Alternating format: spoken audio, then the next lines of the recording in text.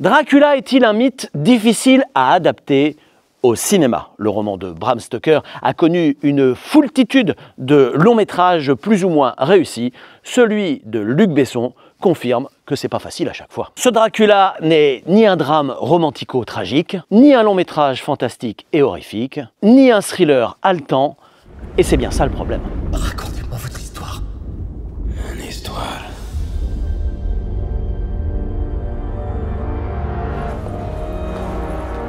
Il y a 400 ans, j'ai dit à un prêtre qu'il fallait que Dieu épargne ma femme.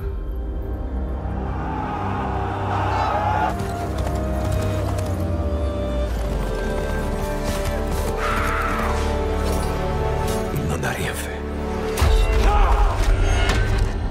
Comment revisiter sans singer? Bim, c'est le premier écueil dans lequel tombe Luc Besson. 30 ans après le chef-d'œuvre Le Dracula de Francis Ford Coppola, Luc Besson n'a pas réussi à s'émanciper de l'original, tant dans les costumes que dans le maquillage de ses personnages, que dans la réalisation avec des effets numériques qui empruntent encore beaucoup trop au chef-d'œuvre d'origine.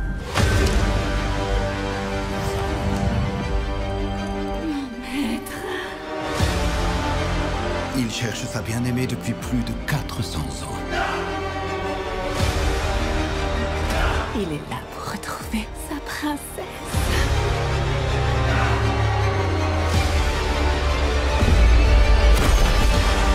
Cet homme est le diable. Mina est en danger.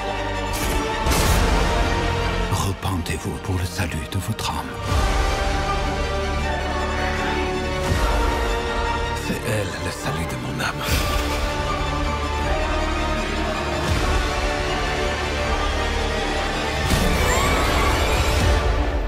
Mais c'est vous qui êtes sa perdition.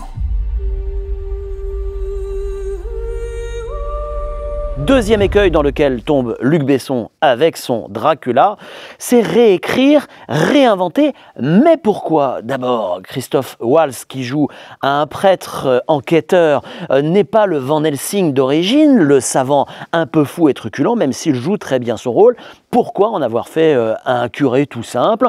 Et puis ces fameuses gargouilles qui remplacent les succubes au service de Dracula. Elles sont numériques, elles font du karaté, elles veulent toucher un public très large, tombent dans le divertissement, bref, dans le pathos.